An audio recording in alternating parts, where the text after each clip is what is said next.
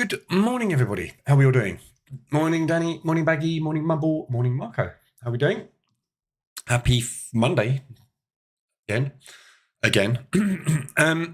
Excuse me. So this morning we're going to go through the usual stuff. Have a look at the RSIs, ADRs. I'm trying to find my pen.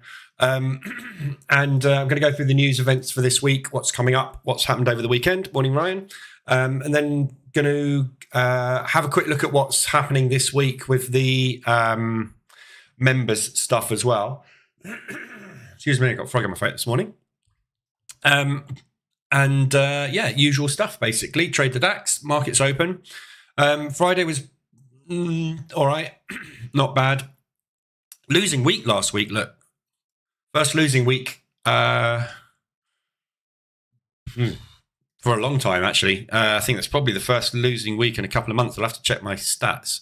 But yeah, so a bit choppy. Monday, Tuesday, Wednesday last week, all rotational days. So couldn't really get any decent momentum on the breakouts last week. So nothing you can do about it. It's just one of those things. Picked up towards the end of the week, though. So Friday was okay. We had a nice clean break on the DAX on Friday, straight down to target, and then stopped out on the second part. I decided to take that off because we just went into sideways. I covered it on Friday afternoon anyway. The Dow on Friday was 2 losses at the open because it whipsawed. Then we broke short and we got stuck on this propulsion gap. We looked at this in the live room, couldn't get anywhere. So broke even on that one. NASDAQ, I decided to take it off because the Dow broke short. So I came out, I stopped at a break even on it, and then that was the trade of the day. So I made a screw up on Friday, getting out of the NASDAQ. I should have left it going. And gold didn't break. We had nothing. It was dead. Just no range on gold. So yeah, a bit of a weird day on Friday. It's my fault. Should have left the NASDAQ on. That was the trade of the day. So looking at the DAX this morning, we've still got this upside resistance, which was previous support, which is, depending on the range, potentially 2R. So we could just about reach that today. You've got this little low here. So that propulsion moved down into those lows, which is what broke. That is, again, going to be somewhere we're probably going to find resistance today. Other than that, obviously, there's loads of upside. Downside, very easy. 3/4 of an ADR roughly down into Friday's low. And then Thursday's low is ADR today, which is last week's low, basically. So plenty of downside, plenty of upside. We've got a gap up situation on the DAX this morning. So that's your ORB at the moment. So just watch that downside for a potential gap fill and go. Might happen, but we'll see. Morning, what's Jack? Morning, Vitaly. Why is your EA?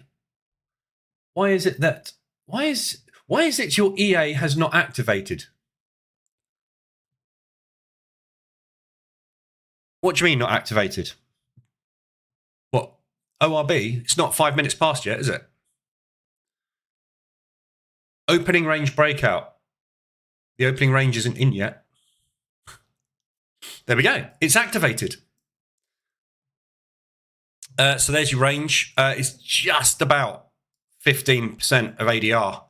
Very tight stops at the high, the low today. Very nice. So we've got plenty of room to muck about if the market decides to go into rotation. Nice, safe stops today. But we'll see where we go. I'll come back to that in a minute. So looking at news this week, it's a bank holiday in Japan today. Not that matters. It's not blue. Oh, right. Yeah, no, this is the VPS is trading this. I'm just watching it, basically. So this isn't the account. This isn't the terminal that's trading. The VPS is trading. I'm just watching it on the account. So bank holiday in Japan. This afternoon's news, we've got Empire State and Lagarde speaking later. That's this evening. Empire State doesn't really tend to do an awful lot. It's not a very impactful news event. So that's all we've got for today. Tomorrow morning, we've got lots of low impact events in the morning. The main first news event for this week is 1:30, which is CPI year on year for the Canadian dollar. Forecast to come out as expected. We've then got core retail sales for the US also coming out at the same time, along with the common CPI for the CAD. So retail sales and basically CPI. So the short-term CPI for Canada is expected to rise, which will be bullish, obviously. But the rest of it's kind of as forecast. Retail sales is always a hit and miss thing, so we'll have to wait and see what happens with that one. So that's your first major news. Obviously, CPI, massively important. It's the second biggest news event that we have. We can get some very, very big movement off of it. So those are going to be good ones to trade tomorrow, potentially. And obviously, the dollar, if this all comes out as negative, we've got FOMC this week, which we'll come on to in a second. If they all come out as negatives, obviously, we're going to get a big drop on that dollar ahead of FOMC. So could be some very big movement on the dollar tomorrow ahead of FOMC, but we will see what happens. How do you change partials then? I'm not. So I'm just not doing it at the moment. I'm just letting it go, letting it trade. If I want to trade, if I want to intervene with it, I'll intervene with it. If you know, I can take a partial anytime I like with the dashboard. So if I want to take a partial on a trade, I can just use the dash to do it. I can close out half of it, close out a quarter of it. Gives me a partial. Wednesday, CPI for the pound, forecast to come out as before. As you can see, the Bank of England has been pretty crap at forecasting CPI for the pound over the last few releases. It's basically they've been undershooting CPI constantly. Every time they come out with a forecast, it's been higher than before. Or higher than the forecast. So potentially, if we're going to stay in this vein, and obviously they're forecasting it not to change this time, every time they've forecast it not to change in the past, it's basically not. It's gone up. So there's potential for a bullish move on the pound on Wednesday. So just be aware of that one. Lagarde speaking again. Main news for this week, obviously, is FOMC. So interest rates forecast to drop by 0.25% for the US. Canada, their rates are forecast to drop as well by 0.25%. There is a probability or a possibility of dropping down to 4% for the dollar. Now that is really, really mixed sentiment at the moment. So as we stand, we are weakening dollar because of the interest rate drop. If the CPI numbers come out low, i.e. we are dropping CPI, there is a strong possibility in that coming out as a negative. So, coming out as a 4%. So I think there's a good chance that we might get a 4% on that. If that happens, that dollar is going to fall through the floor. It's probably going to come down anyway on the news, but that is where we're going to find out what the forward guidance is for the dollar and how quick they're going to drop that. There's a lot of economists at the moment looking at 3 rate drops this year. So if you look at what we've been doing with interest rates, obviously this is the last 6 months here, it's not moving. Yeah, we have not dropped rates for ages on the dollar. So the last drop we had was back in November,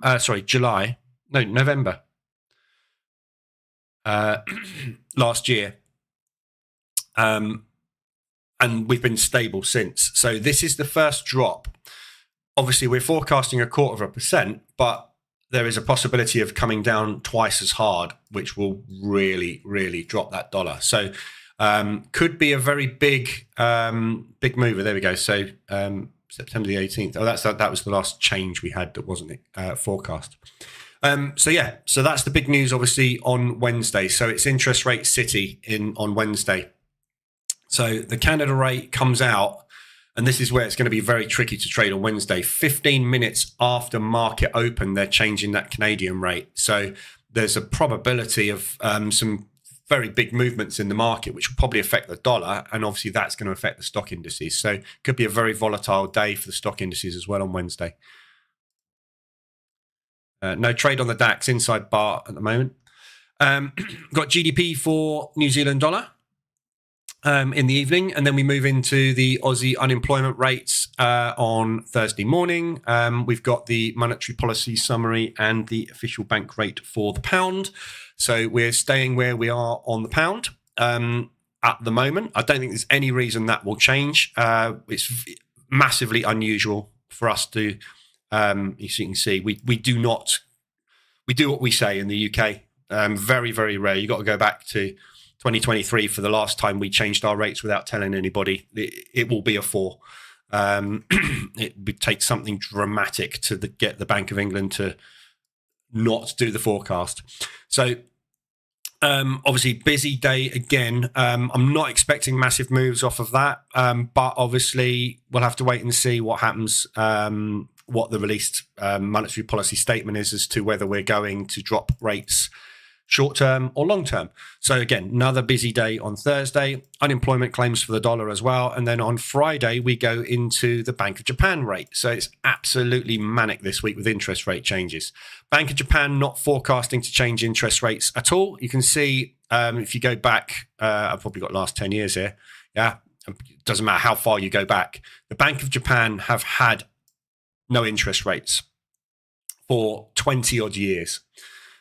This last year was the first time we've now started to use interest rates to control inflation in Japan, which is why that carry trade and that intervention happened last year. It's all changed in Japan. So it's a completely new monetary policy stance for Japan. We don't know how often they're going to shock us. Whether at the moment they've done exactly what they said they were going to do every time but one, which is basically them moving up to 0.25%, which is what everyone else in the world uses, most of us. So I don't think there's going to be any changes. But again, Japan at the moment, this is all new to us. We've not had interest rate changes in Japan. So, it's one of those wait and see. How good are they? Are they going to be like the Swiss where they go, oh, we're not going to drop interest rates. And then the day before they go, actually, we are. And they screw everything up and the Swiss franc goes nuts. Maybe there'll be one of those. We don't know because we've only had a few releases. So anyway, so that's coming out, and obviously the monetary policy statement and the press conference. It's all forecast for the morning. We never know when we're going to get the news. It's just announced, so it's random. So be aware of that. If you've got any yen exposure on Friday, we could have a big move on the yen, and then we've got retail sales for the CAD and the pound. There we go. So there's your week's news.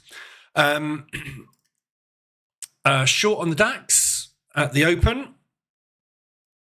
Not particularly enthralling this morning, is it? So there's your 5-minute opening range, inside bar on the 10, 15's broken short. Watch the gap fill. So that's your downside target.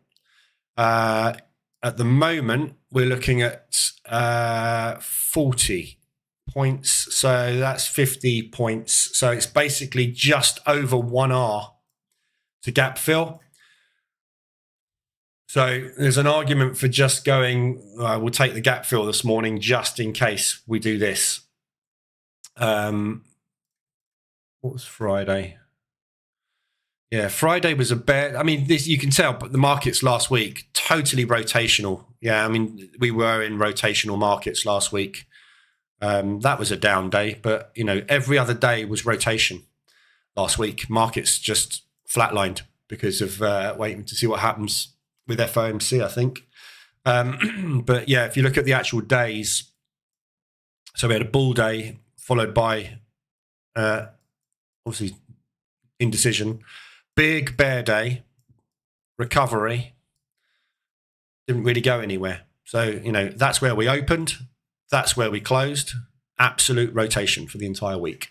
So I'd be wary about this week ahead of FOMC. The market's probably going to sit around a little bit this week and not quite know what to do, but we'll wait and see. So DAX downside, obviously, watch that level there. I might actually take that off today. Just kind of like to get the week started with a bit of profit, if possible. When there's a high impact event, how does your software determine whether it's very bullish or very bearish? Right. So basically, the way this works is on fundamental analysis. So the way that the logic works is, if it is as forecast, it is no impact.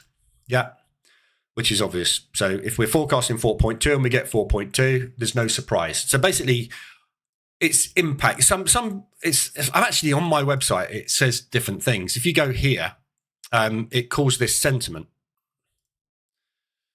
Oh no, I changed it to impact because it was confusing. Oh no, I did leave it as sentiment. Sorry, hang on.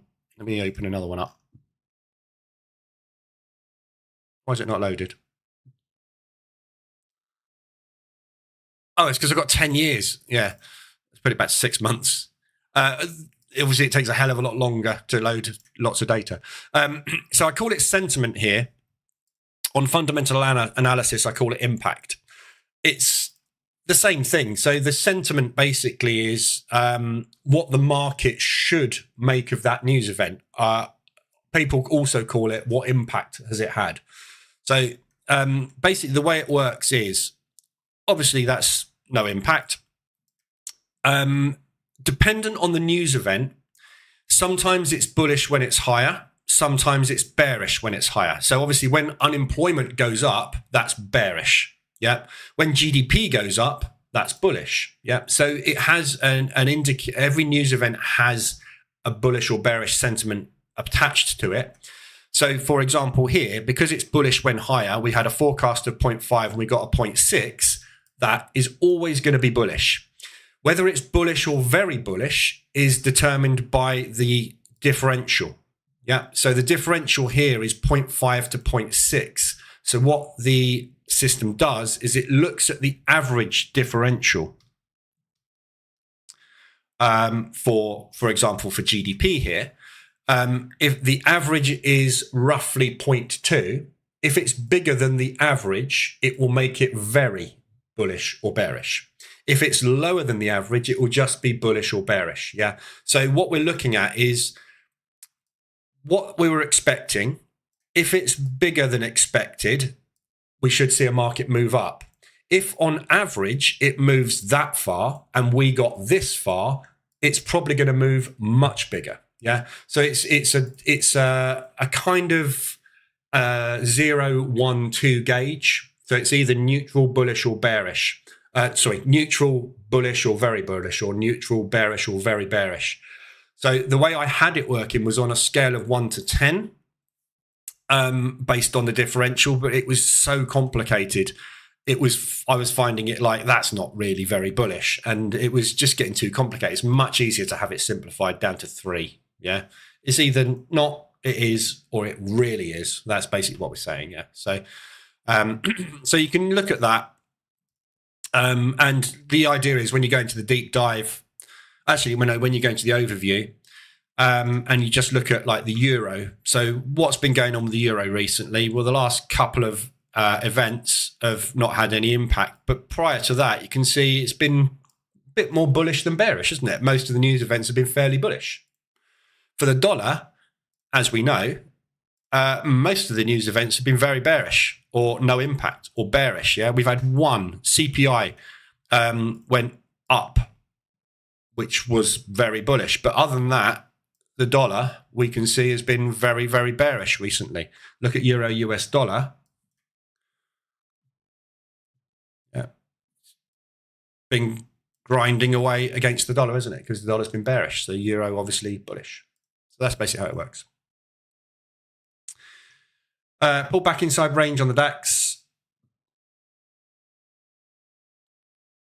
So that's your first pullback.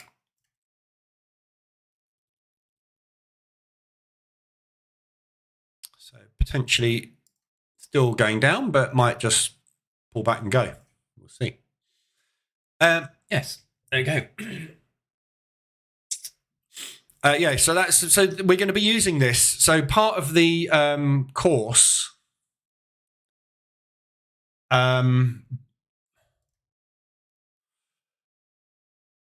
is news trading. So we're basically there's a course I've put together, which is basically going to take us through how to trade news. And obviously it's going to be linked into the economic calendar. Yeah. So if something is very bullish and we get a spike up and a flag, we should be looking for long breaks. Yeah. If something is very bearish and we get a spike up, we know that we should be looking for a fade. Yeah. If something is anything and we get a move like that basically undoes itself, we'll take a break of either direction because we don't know where it's going. So it becomes almost like an opening range breakout scenario because the market has reacted up, reacted down, and it should have an impact. But for some reason, it hasn't. Yeah, it's very, very complicated news. But there's set ways you can trade it profitably after the news event has happened. And obviously that all ties in with this, basically. So, which is why I've built all of this, because it's all to do with the course, basically. So a lot of the content in here is going to be part of the course. Retail sentiment, I'm doing a section on that. Currency strength, obviously, very important. Correlation analysis for position trading, very important. So all this stuff that I'm building out in here is all part of what I'm going to be teaching, which is all the important stuff. This is all important stuff, otherwise it wouldn't be here. Right, so pull back inside range. We'll see where we go with that. Not going anywhere at the minute. ADRs today, there's only two. Aussie New Zealand is not an ADR. I've no idea what the broker was up to this morning. But that is Aussie New Zealand today. Obviously, we expect a bit of gap down and spread at the open on a Monday, but what is all this lot? So, within 10 minutes, basically, we moved, I think that's more than an ADR, isn't it?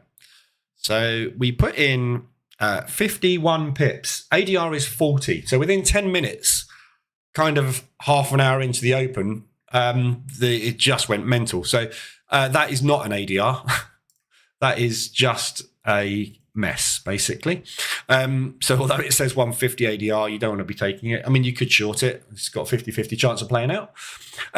New Zealand dollar Swiss as well. Again, New Zealand dollar Swiss, the Swiss franc always has a decent spread over at the overnight swap. And obviously New Zealand is where the market opens. So we get these huge spread scenarios. So that's not an ADR either. So Monday ADRs, basically anything to do with the Australian dollar, New Zealand dollar, or Swiss franc on a Monday, you kind of ignore it, take it with a pinch of salt, or visually check it. Yeah.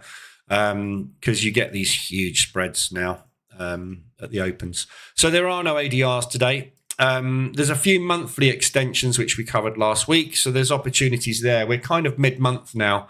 So there are a few opportunities there. Aussie dollar CAD being the main one, as we know, has been really, really, really strong. So we've got this breakout scenario. We did start a pullback on Friday. We got an hourly reversal alert on Friday and a retest at the end of day. It's pushing up again this morning. So this is kind of the second leg, really, of that M pattern. So right now, actually, is if you want to use a stop loss based trade, I mean, what I would do if I was going to get in short here was use ADR. So just in case they come and take these highs out and put in, there's obviously two types of M pattern. Yeah. So if they're going to do that one, you're going to get up to here. If they're going to do that one, this is exactly where you want to short it. So nice looking potential short opportunity back down into retesting these highs. Back into this propulsion gap, but even that propulsion gap to the downside, that's a nice risk reward based trade, isn't it? So Aussie CAD, that's a monthly extension. So we've done 150% of our normal monthly range. This is the beginning of the month already this month. So very, very big move. 175%. So very big move there. Weak Canadian dollar, all bad numbers, Aussie flying. So, yeah, really good moves there. Aussie New Zealand also has hit. That's just hit its monthly.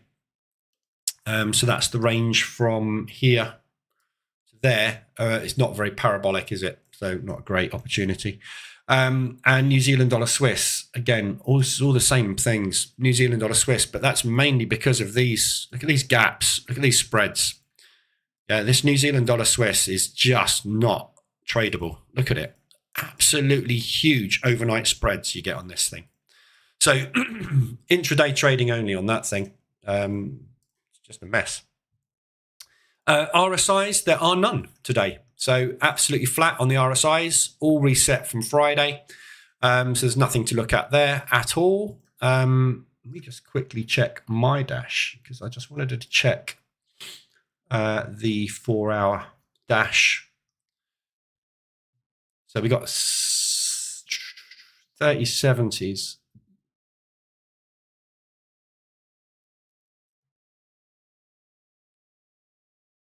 26.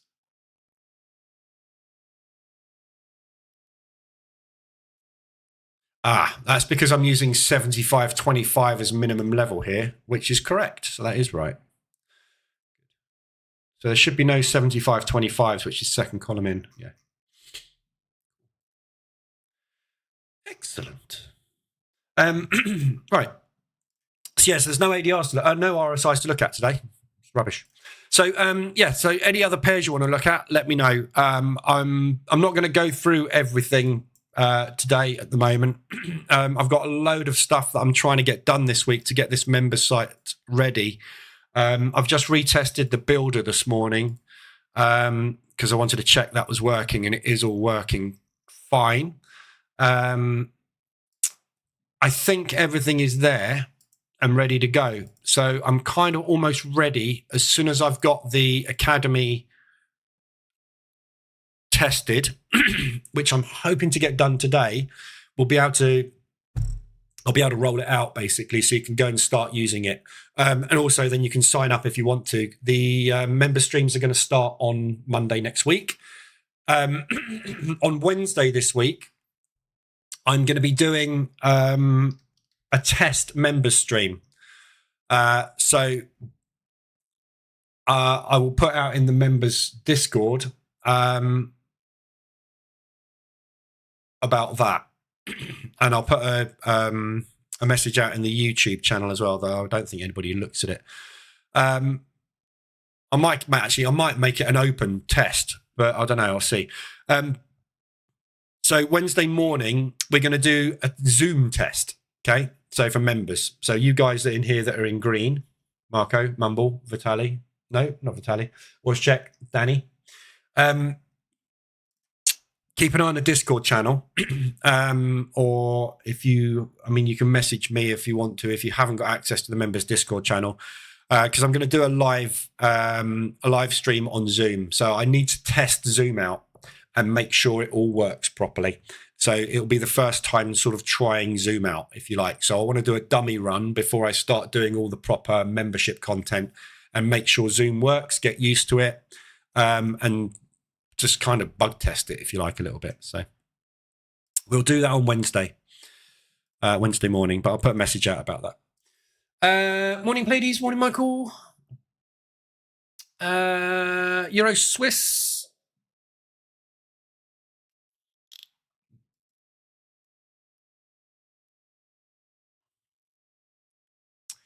It's just sideways at the minute, isn't it?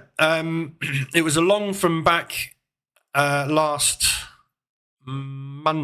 Tuesday. There was an entry on the week before as well, actually 2 weeks ago. Long, but flatlined, totally dead at the moment. Euro Swiss. So the Swiss franc, obviously, there's no news coming up at the moment. There's no safe haven activity at the moment. And obviously euro is neutral. So last week we had the interest rate freeze from Lagarde. The news last week from Lagarde was not bullish, not bearish, not anything. It was dead. So she hasn't forecast any forward guidance for euro at all. So as I said last week, with the euro now, we're basically kind of flatlined. So the interest rate decision was 2.15. Lagarde came out and said, it looks like we are where we want to be. So we are back to normal, i.e. we will keep an eye on unemployment. We will keep an eye on inflation. If those remain within constraints, there is no reason to change interest rates. So there is no reason to be bullish, no reason to be bearish on the euro. So it's become the whipping boy of the market in the fact that it will just get pushed up and down by other currencies. So euro US dollar will only move if the dollar moves, because there's no reason to move the euro dramatically. The euro will obviously move intraday because it will still constantly have transactions going through it, but there's no reason to scale into large moves on the euro anymore. So it's just going to become a sideways neutral currency. If you look at the euro analysis here, you will see it is neutral, with 60% confidence. So this basically analysis is, what are we expecting the euro to be doing? Nothing. It's sideways. It's flat. The fundamentals are pointing at a sideways move. Individual currency pairs, short-term bearish. Don't know why. Long-term neutral. So interesting. Recent US data shows persistent inflation at 2.9. Now, this is the problem with AI analysis. AI analysis is data-driven. So this section here on the website is the AI analysis section. It's data-driven analysis. It doesn't pay attention to things like financial juice and what is coming up. It uses factual data, basically. So we know that the dollar interest rate is dropping by 0.25% this week, potentially by more. It doesn't know that. So it thinks this is bearish because the dollar will always remain more bullish based on CPI numbers going up, than the euro. So therefore, euro US dollar is bearish. But it doesn't know what's coming up on Wednesday. And it doesn't know that potentially the market thinks it might go another 0.25% than it did, than it's expected to. So this section is good. Really, for long term, it's very handy. But typically, long term, it'll always give you a neutral result because you can't see that far into the future. I'm not convinced about this bit, to be honest. I thought I'd use it as a good tool to get a quick overview on what's going on recently with the euro US dollar. That's what it's for. But this, I'm not as sure about, to be honest. So euro definitely is going to be neutral moving forward. So euro Swiss. So if you look at that, euro neutral, Swiss bearish because their interest rate drops and the CPI misses that they've had. You would expect to be bullish. Bearish euro Swiss. Bullish euro Swiss, wouldn't you? But it's not really going anywhere, is it? It's sideways. That move there, I would say, is out. You're done. So, if I was getting in long down here, that would be my target propulsion gap, potentially there. But they could easily come down to there. When they hit these lows, they're going to push back up into these highs. There's just no reason for this to go anywhere else. It's just sideways. Which is what it does most of the time. Always playing the ranges on things like this. Same with the euro pound. You're always playing the ranges, and the US dollar CAD, although not so much now, but spends a vast majority of its time, just sideways. Then there's a news event which sends it parabolic. That was the euro having to suddenly finance the entire Ukraine campaign because Trump pulled all of his money out. And then it was like, oh, hang on a minute. That's not actually the case, is it? Yeah.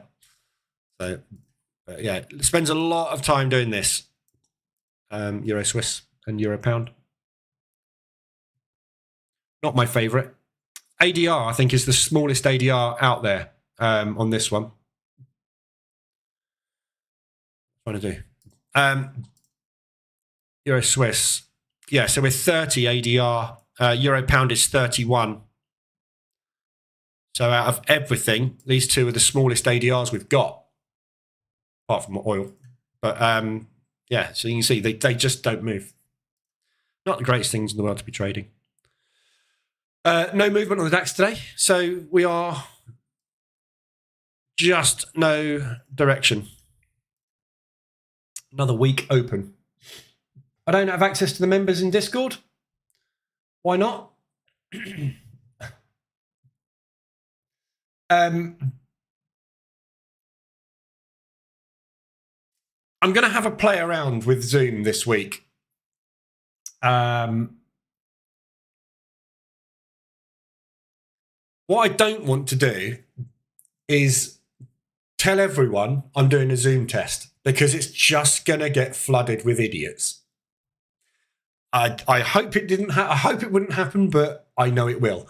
So I was trying to keep it to members only, but I don't know why you wouldn't be able to access the members section in there.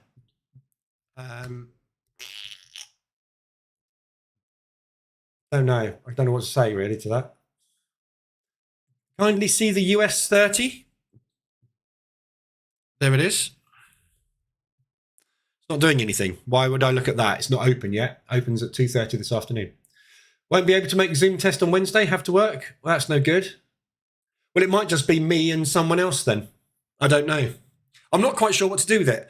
The Zoom thing, basically, the trouble with Zoom is, and this is why it's going to be a members only thing and not YouTube based, is because Zoom, you've got a lot more control. Yeah, you can talk. I can see you. Yeah, it's a classroom environment. That's why I'm doing it, because I want it to be more classroom for the members that are going to be in here and are going to be paying. I want it to be more of a classroom environment. So that's what that is for. But with that comes anyone can gate crash it. So I will be giving out in the in here, the live calendar, you'll have a join stream link, which will be members only can access this, and members can access the stream link for that one individual stream. So, there's, if you're a member and you want to give this link out, you can do. Obviously, if I find out, you'll get told off and I'll kick you out. But in a theory, anyone can access this. But obviously, I want to keep these tight and restricted. That's the whole point of it. Because otherwise, you just get the noisy classroom environment where you just get people disrupting all the time. And that's what I want it to be, really strictly learning and analysis, basically. Morning, can you tell me what settings you use on DAX? I use ADR 10 and 0.15 to 0.4. The range was invalid. Same, I'm using 0.15. ADR 10. So the range today is 424.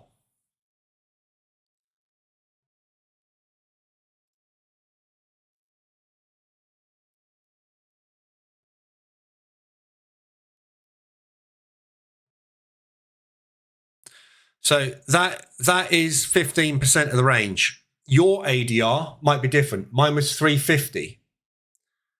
Yeah, so you've got a different range to me. This is Robo Forex as well. So your ADR 10 calculation is different. I would suggest that you haven't got 10 days worth of data there. I think you probably are calculating ADR 10, but you've only got 8 days or something. It's a new account.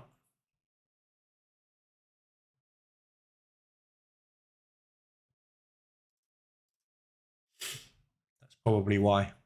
And I can refer to Jitsi for conferences. What's that? Never heard of it. I don't know. You might be of spread. Don't forget, your broker. If you're with RoboForex and I'm with RoboForex, yeah, doesn't mean you're going to get the same price quotes as me. Yeah. If I'm a trader with $100,000 account making X per month, I get different trading conditions to you. If we both got the same account, that's fine. Your spread and my spread are controlled by different people at different desks. You will get different spreads to me. If you get different spreads to me, you're going to get different ADRs. We've got a whole section on brokers and how brokers work in the course. Yeah, brokers are not your mate. If you've got a tiny account that's been sitting there and it's doing little bits and pieces, he'll be after stealing your money. If you're sitting on $100,000 account and you're regularly paying them commissions and spreads, they want to keep your money there so they don't muck you about.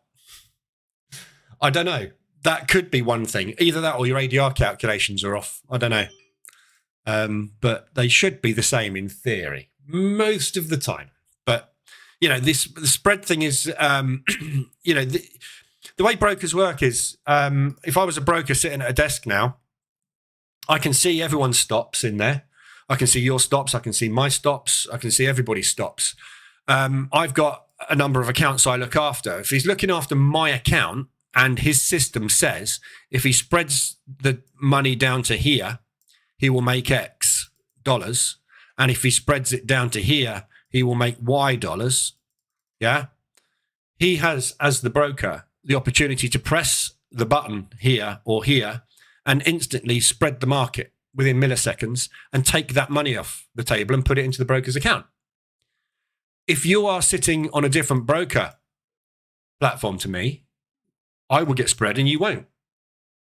You'll get different prices because the bid and the ask will be at different levels. Therefore, your spread will be different. Your calculation of every indicator in ADR will be different.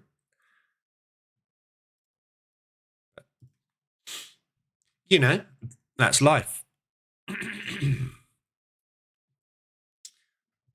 But anyway, they don't hunt you. They hunt blocks. Yeah, they don't hunt individual traders. Brokers don't hunt traders. They hunt pools. So, you know, all it is in a broker is you've got price, and then above price, you just have boxes. This is how broker terminals look. You got boxes like that. And each of these boxes has got a different dollar amount in. Yeah. And they're just basically stops. So they have the price there. You've got the bid and the ask. And they have a button that says adjust the bid and adjust the ask. And when they press the button, it adjusts the bid and the ask. And they press that one to go up there. They press that one to go there. They press that one to go there, and vice versa. Yeah, but they won't go, oh, Lee's in there, Noob's in there, Marco's in there. They just go, I want that one. Whether you've got a virtual stop or a hard stop is irrelevant. You will still get spread. With virtual stops mean nothing. They just can't see the virtual stop, but they can see everyone else's. Probably 2% of traders may use a virtual stop. 98% of traders have got a hard stop in the market. Yeah, doesn't matter if you've got a virtual one, they will still hunt them. Your virtual one will be roughly in the same place as everyone else's because it's using standard risk reward, and we all do the same thing. So, you know, it doesn't work. You know, hiding stops, yeah, it's conspiracy theory. It makes no difference. The way that you make money is with that. Yeah. That's how you make money. What you do with your strike rate and your risk reward and your amount per risk is what makes the difference to your trading account. If that's too low, you won't make money. If that's really high, you will make money, but your strike rate will be terrible. If you have a really good strike rate and a really low reward, you'll still make money. Doesn't matter what your risk is, it just changes the financial amount in the left-hand column. Where you put your stops is irrelevant. As long as this, and this add up, the edge is there. I don't conform to broker stop hunting as a thing that you can counteract. I've tried. I have had stops. Aussie New Zealand is a great example, right? On Friday, which day was it?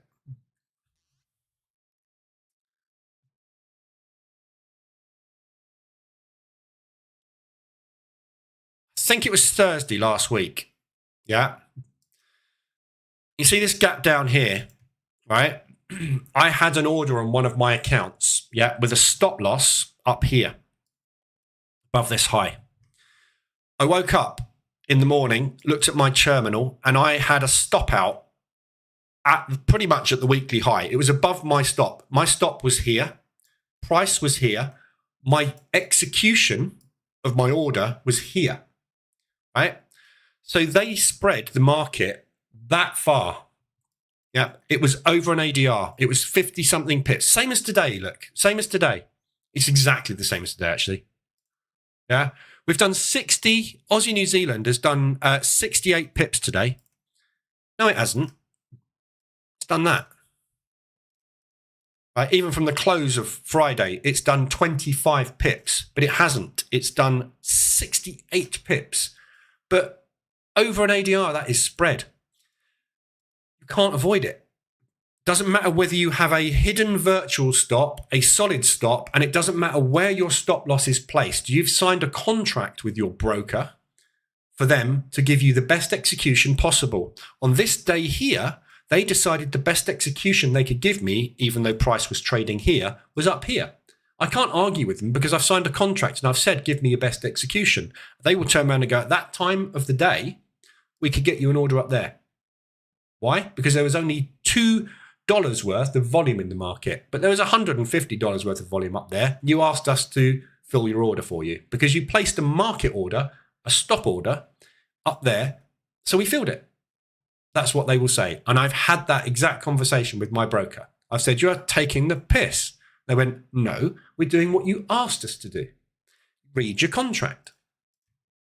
So don't use stops. If you use stops, they will execute them because you are asking them. When you do this here, as we've done today, this is a contract for difference. Yeah, we have signed a contract for difference with our broker by placing a sell order here. I have signed a contract with my broker saying, I want you to pay me the difference between my order price and my requested exit price. At the moment, I am asking my broker to fill me there. If he wants to spread like that, he will. And he can. And I've asked him to. I have no hard TP down here. So he cannot fill my hard TP because I haven't asked him to. Yeah, this is how brokers operate. There's nothing you can do about it. Don't use stops, you won't get stopped out. It is as simple as that. But anyway, yeah, that might be the reason. I don't know. That was a big waffle about someone having a different open to me this morning, wasn't it? How do I get the fundamental analysis dashboard? You become a member at some point this week. What do you think for the US? It's not launched yet. It's about to be launched. It will be. If you're not in the Discord channel, join the Discord channel. If you're not in Telegram, join Telegram. If you're not following me on Facebook, follow me on Facebook. It's all going to be announced when it's launched this week. What do you think for the US 30 when they cut the rates? Should we be bullish? Typically, yeah. So basically, you normally get an inverse reaction to the dollar on indices on news. So if the dollar drops and the forecast is to continue to drop, then we should see a bull rally start. You can see the markets at the moment are like, what do we do? We're in a little bit of just a freeze at the moment with the US indices because we're at all-time highs and we're like, do we want to push further? We don't know. So this week is going to be pivotal for everything. Everything's going to move this week. It's the first drop we've had in the dollar for a long time. So it's going to be quite a move, I think, getting underway. How it moves and how fast it moves, we'll obviously wait and see. But yeah, should be bullish. So if you look at the US indices from a long-term perspective on higher time frames, we're out at all-time highs. This isn't where you want to be buying it, is it? You want to be buying when it pulls back. So it's quite hard to buy it at the moment. If that dollar drops, it's just going to squeeze higher, should do.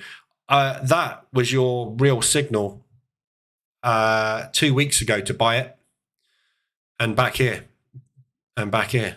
You know, it's just box standard stuff. You buy the dips on stock indices. That is how Warren Buffett has made his money, buying dips. It's literally it. You look at a stock index, when it drops, you buy it because it goes up. That's all it does, ever. Nothing but going up. That's what it does. Has blips, but it goes up. So, yeah. Right now, though, quite extended, isn't it? So it's hard to buy it long term. I've always found the turtle strategies, Buffett strategies, and just basically the outperform the S&P strategies very hard to execute because they are so parabolically bullish. You find it difficult to buy because trying to time a dip is very, very difficult. RSI is by far the best thing to time dips with stock indices. You're virtually always going to get it right. But when you don't get it right, when we go into a bear market, you can have 6 to 12 months of pain. Very rarely happens, but it's there and it's always worrying. And you don't want to use a stop loss. You want to scale in and position trade it. But, you know, right now is one of those moments where we should start to take off. But my worry is the market has already done that in anticipation of knowing that the dollar is going to drop. So they've already preempted the move, which means that we may well get a pullback with the dollar, which sometimes happens, and then a pop from there. So again, like I always say with stock indices, I have never, ever got a bias. I am biased where the money goes. If they go short, I go short. If they go long, I go long. That's why we trade the opening range breakout. We wait for the market to decide where it's going, and we go with the market, because every single day is an imbalance of buy and sell orders and stocks. There's 30 different stocks in here, all with different volumes. You can't have a bias that we're only going to go long, because you're going to miss that day, that day, that day, that day, that day, that day, probably that day as well. It's roughly 50% of the days you're going to miss it because you've decided I'm going long only. Admittedly, yes, you'll get lovely wins, but that day we pushed down and then went long. Lovely day up there. You know, there is no long or short bias. Long term there is, but intraday you do what the market does. This is why we trade the ORB strategy with the EA. Let it decide where we're going. If we're going down, we go down. If that doesn't work out, we go up. If that doesn't work out, we go into rotation and we stop trading. The edge is that when we do go into a trend, the trend is way stronger than the rotations. That's where the edge lies, which means your P&L is all over the place, which is normal. It's trading, isn't it? That's why I use virtual TP stop loss on my EAs instead of setting them on the broker server. Yeah. As I said, I'm not sure you're going to get much benefit from that. You'll still get stopped out. The trouble with virtuals as well is they're not honored as much, you know. And also I find with the virtual, so obviously the position trader EA, the market reversal alerts EA, they've all got virtual stops because they use monetary value and pip values for stops. But I always find that you suddenly get stopped out. So price will be trading here, and you know, you'll just get stopped out up there, and you'll be like, what? And that's because of the spread. But if you had an order there, you'd understand it. You know, you're never going to win. Just accept it. This is why I never bother about brokers. I don't care who my broker is. They all do the same thing. There isn't a good broker. I've used every broker. I've used literally every broker. I've not the small ones, but every big broker on the planet, I have traded with them. None of them do anything different. They do exactly the same thing. Their job is to take the balance out of your account. That is their job. That's what they're paid for. They're on targets. Hi, I'm your broker. I'm really friendly. Anything I can help you with? No? Okay. Is that what you're putting in? 1,000? All right. Give me 30 days. I'll have that. How much are you putting in? 50,000? Okay. Now we're talking. Brokers are not your friends. I was just surprised because despite having the same settings on and broker, I've already had the situation several times where the range is invalid. Yeah. You can always, yeah, I mean, like you just said, you can always make your range less restrictive. But equally, you don't want it too tight. I mean, what first thing I would do is do some calculations. Yeah, go and measure your ADRs and do the calculation and make sure it's correct. Just measure that and go, right, that's 1930. Measure that. That's 2364. Measure the last 10 days. So it's that one back. So that's day 1, 2, 3. Measure them all. Do the maths on your calculator. Make sure it's right. If not, you have to question why. But it does print it on your chart anyway.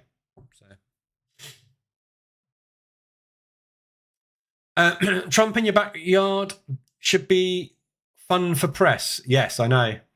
Hell for London markets. Yeah. I don't know. Yeah, Trump's obviously coming over this week. Is it this week or is it next week? I can't remember when it is. Is it? I'm pretty sure it's this week, isn't it? Nothing happened over the weekend, by the way. That's why I didn't cover financial juice. There wasn't anything. So, yeah, we got Mr. Trump coming over to see us. Fun. There'll be a lot of people very cross, I should imagine. On September the 11th, unemployment claims was very bearish and the CPI was very bullish. This meaning they cancel each other out, so it becomes neutral. It doesn't really work that way, no.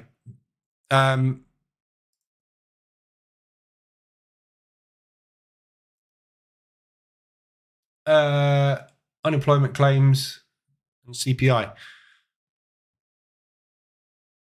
So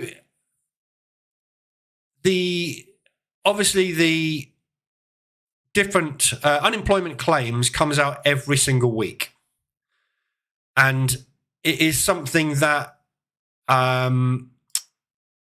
guides the unemployment rate, which is the important one. CPI month on month is the second most important thing we have to give us directional bias. So this is way more important than that. So they don't cancel each other out.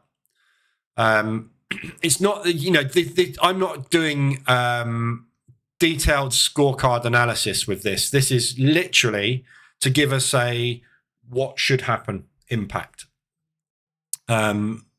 But the banks and institutions will have weightings on these. So, for example, this could be a Michigan, probably about a 4. Core CPI will be something like a 6. That'll be like an 8.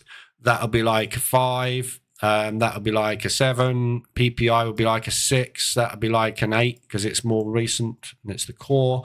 Non-farm employment change will be something like a 7. Unemployment rate will be a 10. Yeah. So what they do is if there is no impact on a 10, it gets a score of X. If there is bearish impact on a 7, they will magnify that 7 by something to maybe give a score of -12. If that's an 8 and it's very bearish, you might get a -16, very bearish, and -12. Yeah. No impact on a 7, nothing. That would be maybe a +16. Yeah. So, you got something that's very bearish there and very bullish there, but that will give a -12 and that will give a +16, meaning that outweighs that because this is less important than that. Yeah. So every individual news event in a bank and institutional scorecarding system has a different weighting attached to it. And that's what I built previously, was my own version of this weighting system. But you realize at the end of the day, all you're doing is you're putting your sentiment and your feelings down on what you think is the impact of these. All banks and institutions have different ones, and these change as well. So if the Fed comes out, and they will do, and say, we are closely watching the unemployment rate, what it means is we've upgraded this to a 10 and it was a 7. So this is now more important than it was before. So they will adjust their individual banking and institutional scorecards to make more weight on that. And that's basically what spits out a buy or sell the dollar at the end of the day. So all the FX desks will have a bias based on what the analysis is of the scorecarding system. It's massively complicated. And these are just high impact. Yeah, there's a hell of a lot more as well. And then there's all the, how do you interpret talking heads when some Powell comes out and says something? Yeah, that will all be interpreted and given an individual score as well. It's a massively complex system. So you can't say that, oh, that cancels that out.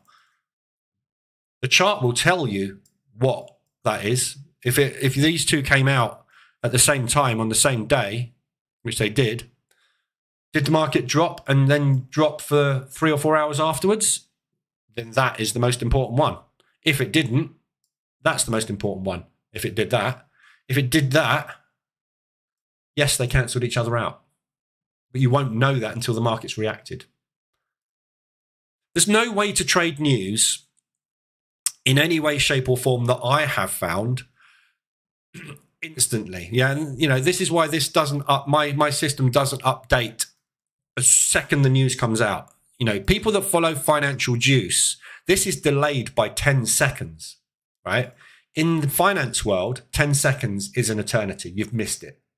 When that news hits your desk, it needs to be analyzed and a button press within seconds. And this is why these guys charge what they charge, because they get the data out. Voice, not print, voice. This is what you listen to. Yeah. And you immediately press that button. That's not what I would call news trading. That's institutional movement. Yeah. They wait to execute orders at that time because they know there's going to be a massive amount of liquidity in the market and they can get their orders filled. The direction it goes is not really that relevant to them. They're interested in getting order execution done. Me as a trader, I am waiting for them to do that or that. And then I am waiting to see what happens afterwards, because that gives me an indication of whether or not we should be doing that or that. So if we've got a very bearish news event come out and that's the reaction, I'm going to fade it. If we've got a very bullish event and that's the reaction, I'm going to buy a breakout. If it's done that, I'll do whatever, because it's cancelled itself out, hasn't it? It's neutral. So that's all that is. It's there's nothing you can do to say it's more or less than anything else. You can have your own opinion on it, and if you think, yes, I would agree that they cancel each other out, that's fine. But look at what the market did.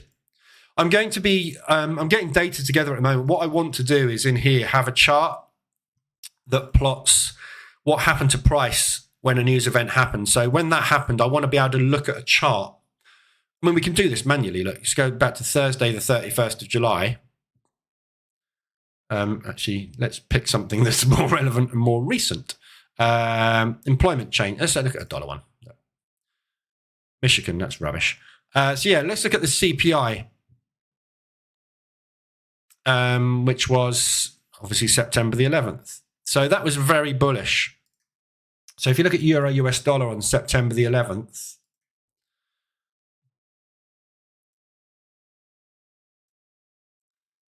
yeah, when the news came out, it went down and then it went screaming through the roof. So which of these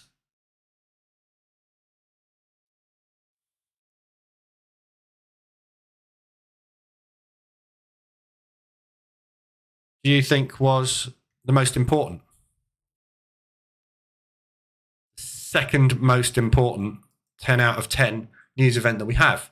Yeah. Unemployment claims were very bearish. PPI, that was September the 10th, wasn't it? Sorry, ignore that. There were the other ones. So yeah, there we go. So that answers your question, didn't it? Yeah. So that and that came out at the same time. The market shot down initially and then skyrocketed. Which was the most important? CPI, always CPI. This comes out every week. Doesn't really do much. Unemployment rate is what does a lot. That's what we're interested in. This gives you a guidance as to what that's going to be. If the unemployment claims, which come out weekly, for 4 weeks on the trot are all bearish, meaning that unemployment claims have gone up. Yeah. What do you think when the unemployment rate is released the next time? If they're all bearish for 4 weeks on the trot, what do you think that would come out as? Bearish. So this leads into that. PPI, producer price index, leads into consumer price index, leads into interest rates. All linked and it all knocks onto each other. So, it's an incredibly complex thing to understand fundamentals in detail and how you can use them to give guidance. But at the end of the day, all they will ever give you is that, a bias. I think I should be going for longs on the dollar. If the dollar drops for 3 days solid, you're just going to miss all those opportunities. But if you're a position trader and the dollar is getting nothing but negative news and you get a signal to buy, possibly you might want to ignore that signal. Yeah. So that is what it's used for. That's what it's useful for. Stopped out. Oh my God, look at that. Right, double stop out. Whoa, what a lovely morning. Look, so short, stop out, instantly flip long, immediate stop out within 5 minutes. Can't do anything with that today. So flat, DAX, death. Look at that. What a lovely morning. We just had that big drop come in there. Look. That was that news, I think, while we were looking at this, that China news came in. NVIDIA. So China are probing NVIDIA.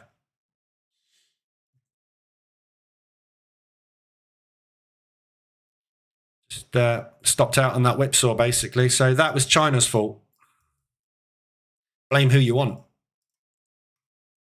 We lost. There we go. I've answered that question. Okay, it's done. Right. I'm going to get on with the members section now. So anything you need, let me know. I'll be in Discord or Telegram. I will update members about Wednesday. And then we'll have a look at trying to get Zoom working. Should be fun. If you want to come in on that and you're regular in here, you can always DM me in Discord. Because I trust you probably won't be a disruptive influence if you're in here regularly. So yeah, because I want to get a few people together so we can obviously, hopefully, do something productive with the test. So yeah, so I'll be back on tomorrow, this afternoon at 2:30. We'll trade the US indices, see if we can get some movement out of those. Wednesday morning members section, Wednesday afternoon as normal, and then Friday as normal this week as well. Next week, assuming I get everything finished off, we're going into all the members stuff. So there'll be a lot more member streams going next week, but there will still be live streams on YouTube as well. So there'll just be different timings, but I will update on that as and when. All right, so have a good day. Hopefully, if you're going to trade anything today, it moves a little bit more kindly than that rubbish this morning. The rest of the markets so far today just seem to be actually dollar's a bit weak. So we've got some nice movement potentially on that, but nothing exciting really this morning. Everything euro-wise is bullish by the looks of things. Flat, and it's just dead this morning. FOMC week, market is just sitting around potentially this week waiting for that news. So I wouldn't be surprised if we see kind of Monday, Tuesday, Wednesday, then we're off. So we'll see. But big news coming in tomorrow. So we'll see what happens there. All right. So I'll be back this afternoon if you're around. If not, I will see you next time. Have a good day.